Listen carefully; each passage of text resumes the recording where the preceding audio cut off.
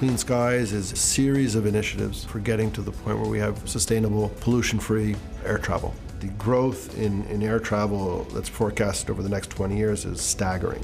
And that's what this is all about. This is really creating that technology today so that massive expansion doesn't come at the price of the environment. My name is Bertrand Piccard. I've initiated the Solar Impulse project in line with my family's tradition of exploration. I've seen the power of exploration to inspire people. My grandfather was the first man in the stratosphere, invented the pressurized cabin. My father made the deepest dive ever in the Marianas Trench, the deepest spot in the ocean, and they inspired me also to have this type of life. The history of aviation has changed the world in the last century. So when you implement solar energy on the airplane, it's like if you achieve what everybody considers to be impossible. Solar airplanes exist since a long time, so they have been developed over the years, but they would normally fly between 10 o'clock in the morning and 3 o'clock in the afternoon when the sun is high in the sky, but no one could fly through the entire day. And of course, no one could fly day and night. So we're getting close to this notion of perpetual endurance, and that's what makes it really unique. We had to find new technologies, new solutions, which did not come from the aviation world, but which had to be integrated for the first time in this airplane. At the first phase, by using Dassault Systèmes technology. Solar Impulse is a great project. This is a group of individuals that, I don't know if we want to call them entrepreneurs or pioneers or adventurers, but they're setting out to do something that hasn't been done before. The old way of doing things, which is to build a whole bunch of prototypes and to break them and try again, is not efficient.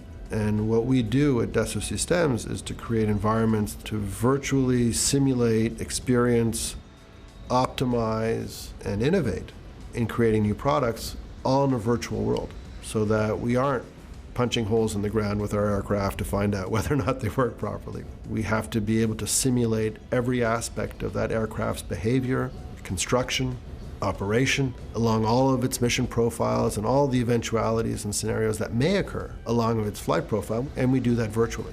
So we are literally, harmonizing product, nature, life in a very clear way in Solar Impulse. And certainly, we can't find out over the middle of the Pacific Ocean that this aircraft won't make it across.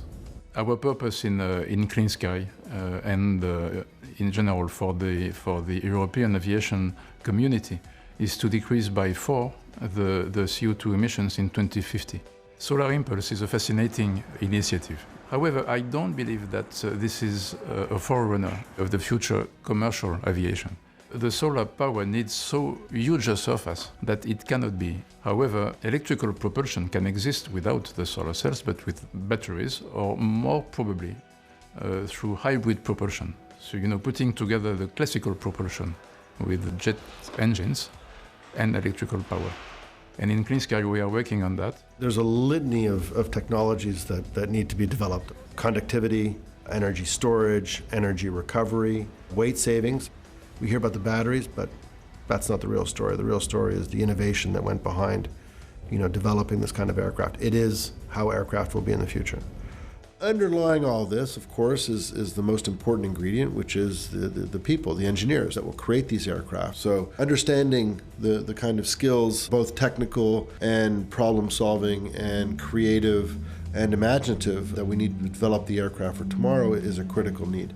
I think the focus really is on the first carbon-free or the first super environmentally friendly flight. And I think we're probably no more than 20 years away from that, maybe 30 years at the utmost. Today, the technology does not exist to transport passengers in a commercial solar airplane.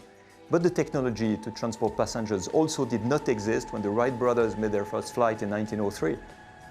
And some decades later, there were 200 passengers in every airplane crossing the oceans. So we see that we need pioneers in the beginning, opening the way, and then you need the industry to take it over and commercialize it on a more global scale. The worst is not to fail, the worst is not to try.